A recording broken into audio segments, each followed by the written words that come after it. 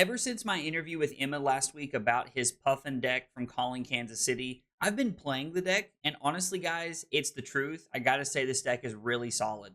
You can apply immense amount of pressure with cards like Cogwerx Dovetail, really utilizing all of the golden cogs or copper cogs inside of the deck that you can make. And then another great card that you can use is Palantir Aeronought. This card gives you the ability to blow up armor or cards that are blocking for more on the combat chain. This card is great and really incentivizes your opponent into awkward spots, especially later in the game.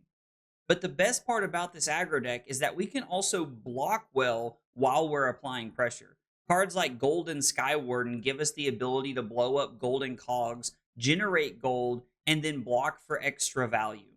Emma told me during his interview that he had the ability to block a Command and Conquer just off of a Golden Skywarden, which is absolutely insane to me. And then the other card that we can use defensively and offensively is Soup Up. Soup Up at red is a 0 for 4 with Go Again if an item has been destroyed this turn, or you can galvanize one of your golden cogs or your copper cogs to be able to block for 4, giving you basically a sink below off of this one card, which is really, really powerful. Now, the thing that we have to be careful about is that Ira is also this like low to the ground, value-based, mid-rangey style deck. They're really looking to use cards like Sink Below and Shelter from the Storm to be able to play good defense, trying to set up a good flip turn. Now, off of the back of good defense into their flip turn, they're able to use cards like Command and Conquer to be able to pressure us awkwardly, maybe putting us in a weird position where we're forced to block with multiple cards. Or they could throw something like a Race Face at us. Because Puffin does play boost cards, a Race Face gets some value and can be awkward depending on what your hand looks like. So be careful. Ira's always lurking. Thanks for stopping by, guys. I hope you enjoy the match. All right, we're playing against Ira, and we are going first. We're running Old Knocker, which is pretty interesting. I'm pretty intrigued by that. We have a pretty decent hand that we could really try to use to like push some damage if we wanted to.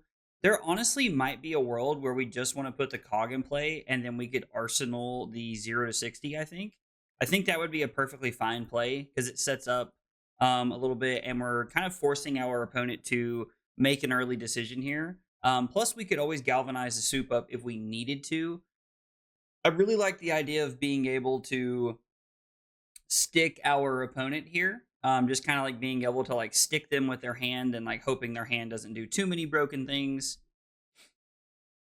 Let's see. Create a... Okay, so here's one thing we could crank, and then we could also crank the backup protocol red next turn. We have a pretty good hand lined up here. Unfortunately, we don't really have any of the cogs matter cards, unfortunately, but this hand lines up pretty well. I think we're going to use the Soup Up as just a card that we can pitch here, is what I'm thinking. I think I'm just going to go ahead and give Heart here so that we can just play around like an on-hit effect here or anything like that. So we should be in a decent spot to be pretty aggressive next turn. Yep. We'll just take 5. I know that we could deny them Go Again here, but I think just giving them, like, just taking 5 is fine. We need a turn where we can start playing a lot of offense here, and this seems okay. Yeah, see, they followed this up with 1, so...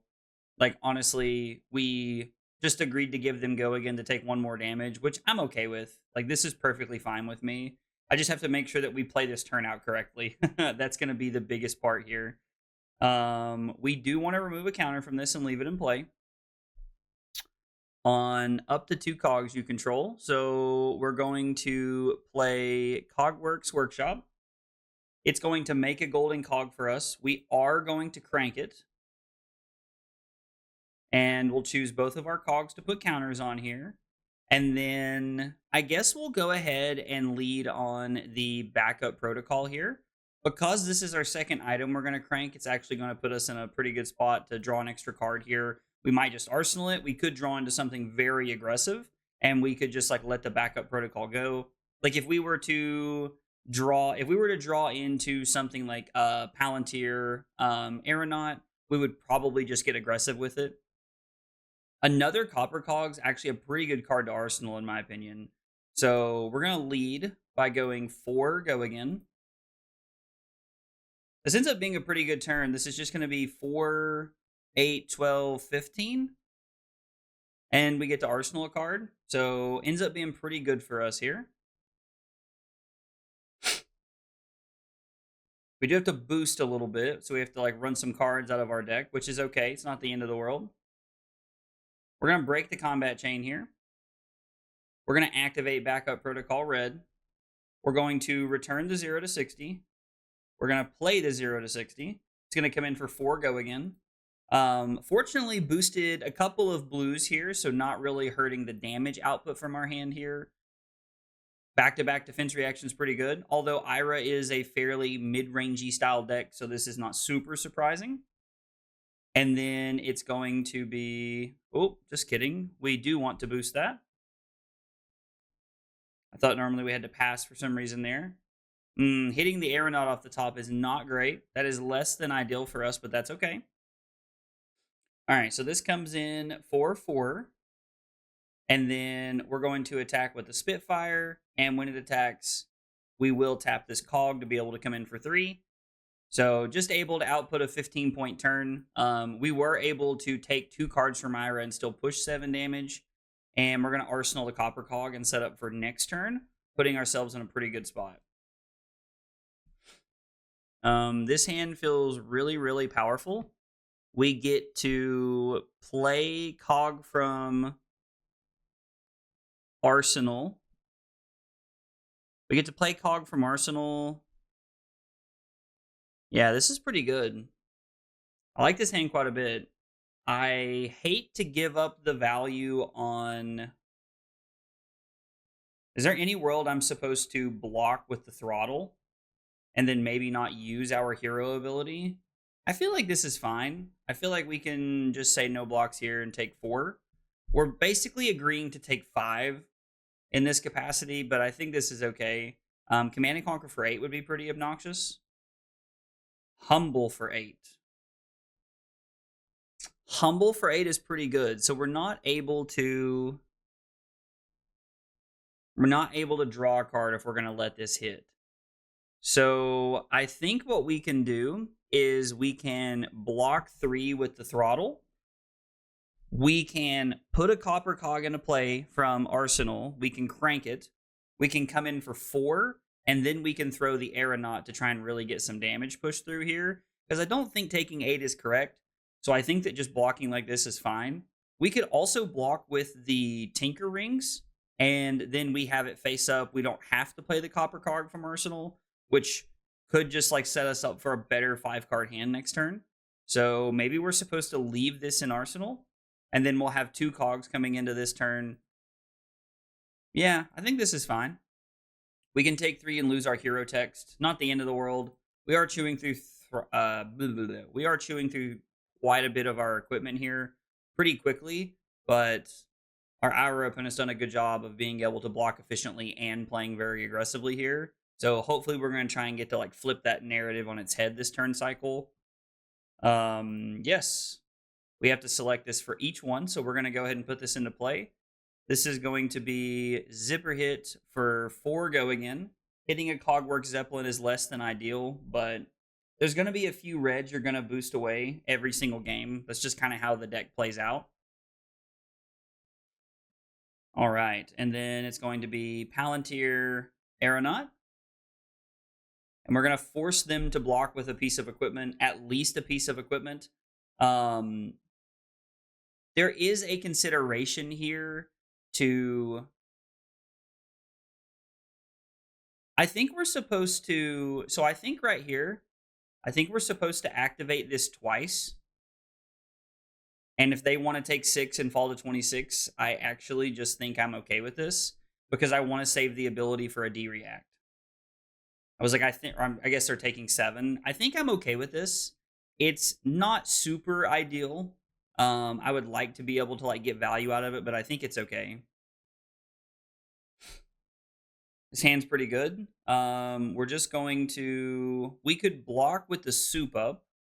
We're going to take the Kadachi, obviously. There's no reason to block this. The Soup Up does kind of like fuel our hand a little bit here. Do we want to play the turbine? We could pitch the turbine to play Cog in the machine. Could be pretty good. I think we'll take 2 and fall to 23 here. We have a pretty okay hand, and we can always give up the Soup Up if we need to. Just kind of depends on like what they finish up with here.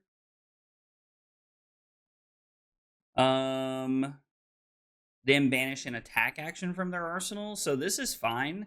I think I'm okay with just blocking 4 here, and then we can pitch the turbine to the Cog in the machine. We can draw a card, and then we have at minimum Fast and Furious into gun, or potentially more. We have a few options of what we can do there, of how we can like play that turn out. Yeah, I think this is fine. I think just blocking like this is okay.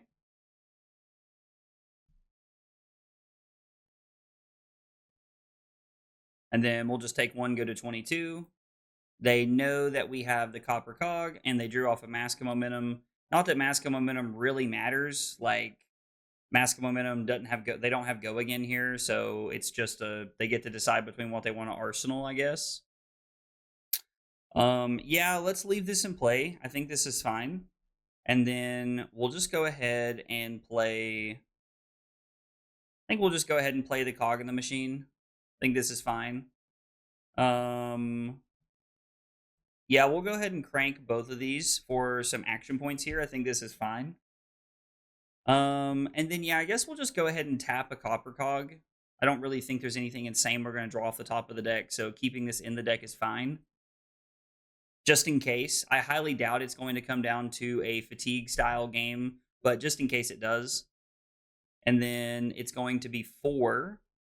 We can boost here, and then we have the ability to play the Cog from Arsenal, no crank, and then we can throw the gun for 3, and then Arsenal this Copper Cog, which I think is better. Hitting 3 impactful reds off the top has been pretty unfortunate.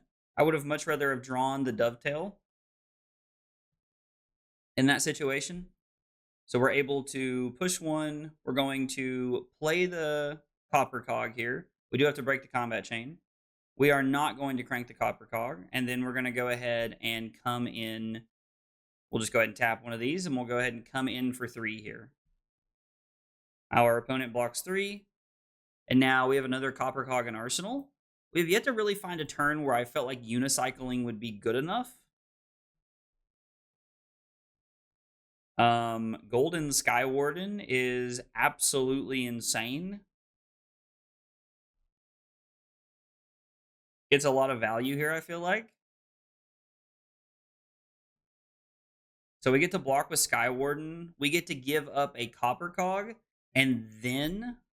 So we get to give up a Golden Cog, and then we get to give up a Copper Cog because we don't need to continue this chain of going. We can just do it the first time. And then if they have a 2 for 6 or something pretty powerful here, we have a decent card. We have a pretty good hand we can block with. So Humble would stop our hero ability. This is for 7. We have the ability to block 4.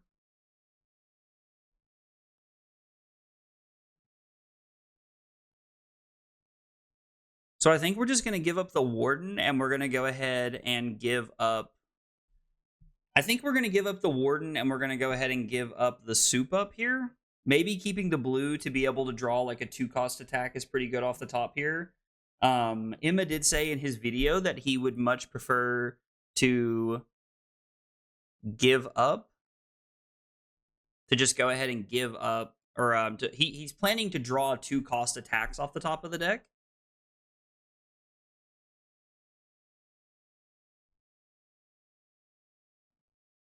Let's try it and see what happens. So we get to destroy a Golden Cog, and we get to destroy the Copper Cog. We could destroy a gold, but I think having the gold is pretty important. And we just get to block 7. So we block 4 and 7 off of 3 cards, which is pretty good.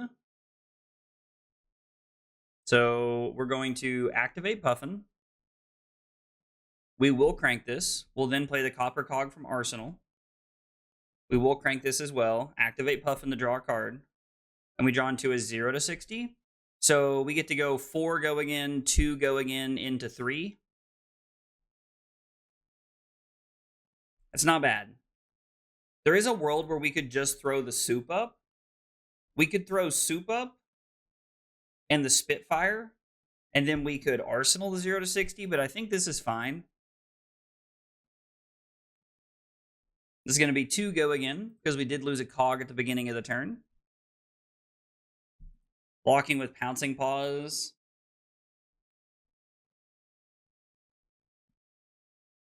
And we'll tap this so that we come in for 3. Spitfire is a lot better in this deck than I initially thought it was going to be. I have to admit, I was not impressed by Spitfire when it was first released. But it's felt pretty good in this deck, actually. This hand just feels absolutely bonkers.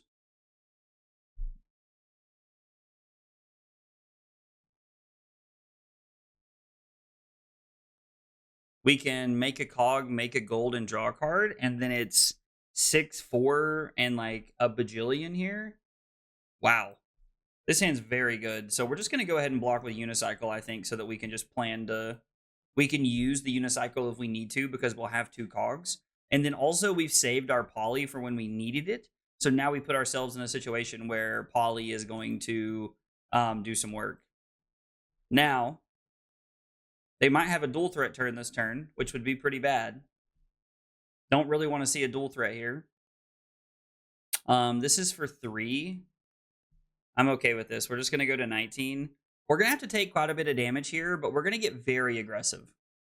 Yeah, it's going to be dual threat. Kadachi for 4 into a 1 for 8.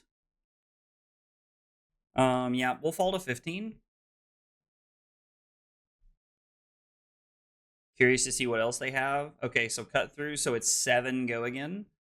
I think this is fine. We'll just go to 8. I had planned on going to 7, so going to 8 is just 1 point better for us. And our turn's still really powerful. We have a really, really good hand here.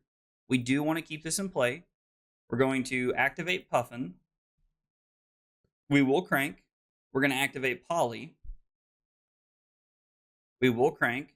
We're going to draw a card off Puffin's ability, drawing into a yellow zipper hit. So we actually have the ability to just throw all of this, right? Like we can just do the whole thing here. So we have to go Throttle.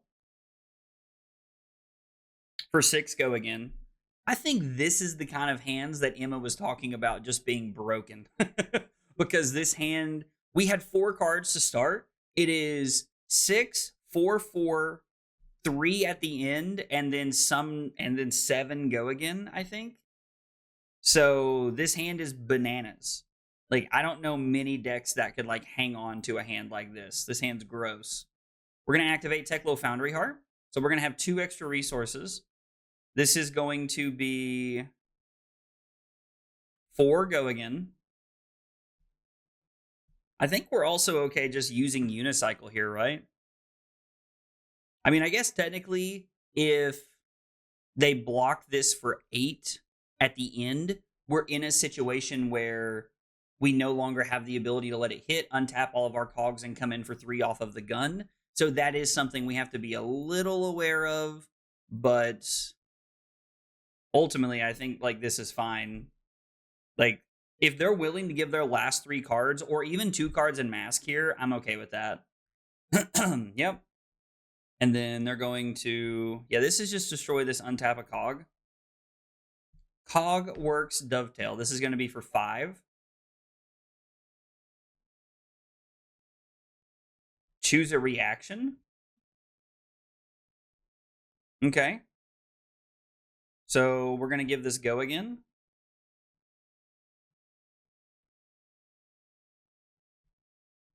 We're going to give this +1. We're going to break the Unicycle to untap a cog. Doesn't really matter which one we untap. We'll untap the Golden Cog. And then we will activate Dovetail to give it +1 again. So now this is coming in for 7 go again. On hit, we untap both of our cogs. This has go again. They go to 5. And then it's going to be Spitfire for 3. That turn was absolutely insane. That turn was absolutely insane. God, I love this deck. I've missed playing Mechanologist so much. And we still have armor equipment left. Like, we still have armor block left if we need it. So we're in an okay spot. And if they want to guarantee we can't do anything, they have to block they have to kill the Polly here. They do send one at the Polly.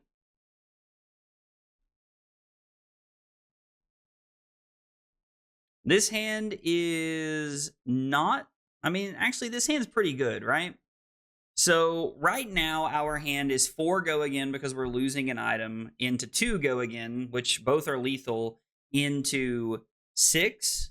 Now, this has no like text box, it's just a 2 for 6, but it's still pretty good. We're going to fall down to 6 here off the Kadachi. Actually, I'm supposed to block that, I think. I think that was wrong. I think we're supposed to block this. Now I want to deny my opponent mask. I think I want to deny them mask. I think that was a mistake. I should have blocked there. That was just wrong. Let's go ahead and block 3. And we'll put the blue Zeppelin on the bottom. And maybe try to find a little bit of a better hand here. We could find something better. Something like this is exactly what we wanted. The only way we get super punished here is if we give up, if they draw into like a defense reaction. It's really bad for us. But otherwise, this is not that bad. So it's going to be 4 go again because we lost 2 cogs this turn, which is absolutely insane.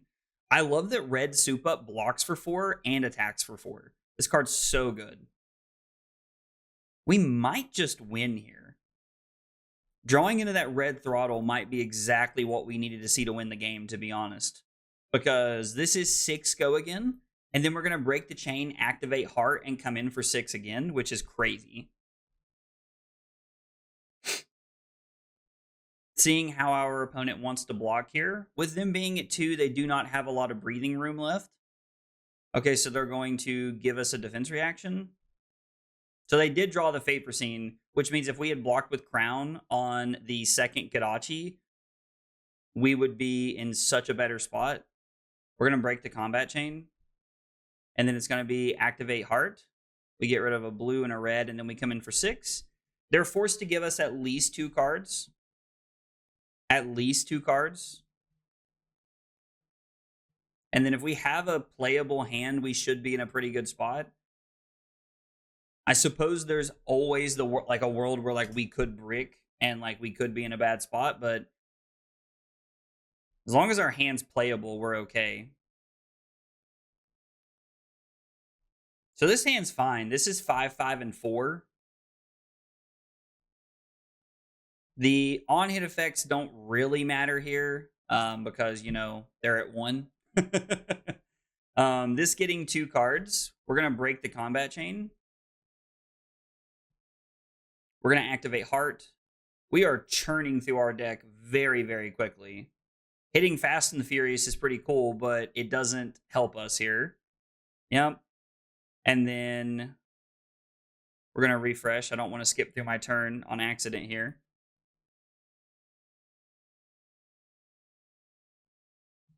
Okay. There we go. And then it's going to be 4. If they have a defense reaction in Arsenal, we play on. And I'm a little worried about getting fatigued at this point just because I only have 20 cards left in my deck when you count the 0 to 60 that I've pitched. But otherwise, we should win the game right here. We should win the game right here. If they had, I mean, I guess they just passed an Arsenal. So they probably didn't have a blue left over in their hand. They probably kept the defense reaction. So we're probably going to play on here. We've banished over some pretty good red cards this turn or this game, so I am a little skeptical of like what the rest of our deck looks like. The good news is that even like a Golden Skywarden from here is still pretty good. We'll tell our opponent to refresh the page here just so they're aware of what happened. I honestly think it's me. I think I'm the one lagging. Sheesh. This is insane. Yeah, and so we ended up winning the game, so we'll tell them good game. But yeah, 17.29 AVPT over 8 turns is absolutely insane. Puffin might be the truth. Coming into my third turn, I had a pretty good powerhouse of a turn set up. We were going to use Puffin's ability to draw an extra card and end on the Palantir Aeronought, but Humble coming in for 8 from Ira the turn beforehand really kind of slows this down a little bit, and you'll notice I'm forced to block with a card, and then I'm forced to use the Cogwerx Tinker Arms there to really make the whole turn work so that I can utilize the Palantir Aeronaut. Now you'll notice that on my turn, I only activated the Palantir Aeronaut twice, and this was very intentional. Even though I had blocked with my arm piece to generate that third cog, I was waiting to see if my opponent was going to add something to the combat chain. If they wanted to throw a defense reaction up there, I wanted to save the third activation for my ability to be able to get the bigger blocking piece off the table, because even though the Tearing Shuko, their arm piece, is good, I would rather get a 0 for 4 as opposed to letting them get more value. So if my opponent in that situation is willing to take 7, I'm willing to let them take 7 if it means they're going to hold a defense reaction in their hand. The other big turn that stands out to me was my turn 6. On my turn 6, I was able to use Puffin's ability and Polly Cranka, since I was able to save it, till pretty late in the game to draw a card. And then I was able to go Throttle for 6, 0 to 60 for 4, Yellow Zipper Hit for 4, into Cogwerx Dovetail for 7, go again, and then throw the Spitfire for 3, totaling 24 total damage. We were able to strip 2 cards from my opponent's hand and put them all the way down to 2, putting us in a pretty commanding position. We just had to find a hand that was going to close the game out from there. Guys, let me know in the comments down below if I missed anything, or if you think there's anything I could have done better. I'd love to hear about it. If you enjoyed the video, be sure to like and subscribe for more content. Thanks for watching, and I'll see you next time. Take it easy, guys.